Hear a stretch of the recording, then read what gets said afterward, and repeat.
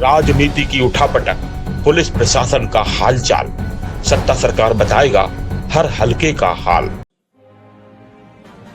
देश के 79वां स्वाधीनता दिवस के समारोह के साथ जुड़ रहे हैं। यह अवसर हम सबको इस बात का स्मरण कराता है कि स्वाधीनता या स्वतंत्रता एक स्वच्छंदता नहीं होती है। यह समारोह हम सबको हमारे राष्ट्रीय कर्तव्यों के प्रति एहसास कराने का एक संकल्प हम सभी को प्रदान करता है। जब भारत के उत्तर प्रदेश के हर नागरिक के मन में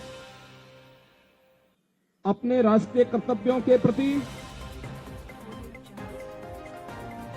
एक स्वर में, एक भाव के साथ अपने उत्तरदायित्वों के निर्वहन का यह संकल्प गूंजेगा तो देश के यशस्वी प्रधानमंत्री जी के द्वारा देश की स्वाधीनता के शताब्दी महोत्सव के अवसर का जो संकल्प है विकसित भारत का, वह संकल्प साकार रूप में, मूर्त रूप में हम सबको दिखाई देगा। एक और जहां यह देश वर्तमान में अपने स्वाधीनता के 78 वर्ष पूर्ण कर रहा है, वहीं भारत माता के महान सपूत और भारत के संविधान के शिल्पी बाबा साहब भीमराव अंबेडकर के द्वारा निर्मित संविधान अपना अमृत काल में प्रवेश किया है। भारत के संविधान ने सम और विषम परिस्थितियों में पूरे देश को एकता के सूत्र में बांध करके देश के अंदर सामाजिक न्याय, बंधुता और समता के उन संकल्पों को आगे बढ़ाने में एक महत्वपूर्ण भूमिका का निर्वहन किया है।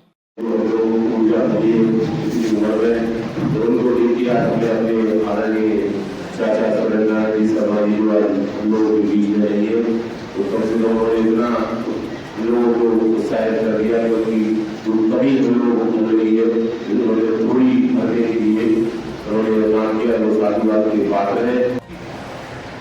शपथ संचालन कर रहे हमारे महामंत्री जी अमित मोदी जी,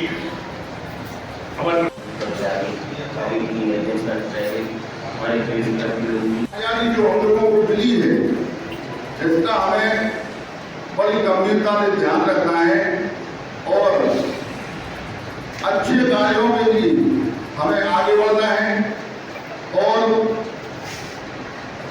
भ्रष्टाचार को लेकर जो अभी वर्तमान में कहानियां चल रही है, ये बड़ी चुनौती है आजादी के बाद। तो हम पत्रकारों को इस पर गौर करना है। जो कुछ पिछड़े हुए कार्य हैं, आगे के जो लक्ष्य हैं, वो पूरे कैसे हो, खासतौर से प्रेस क्लब के मंच पर आसीन हमारे प्रेस क्लब अध्यक्ष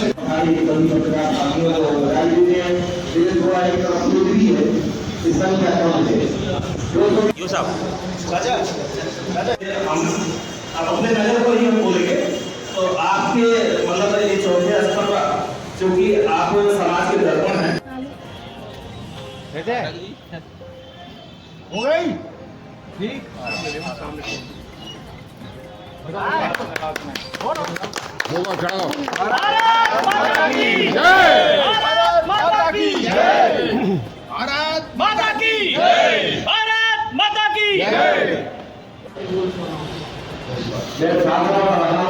मैं आज भी ना कपड़े पहनने का शौक है, केवल अपनी लेखनी जिंदा है, हमारी पत्रकार जिंदा है, पत्रकार साथियों का सम्मान रहे।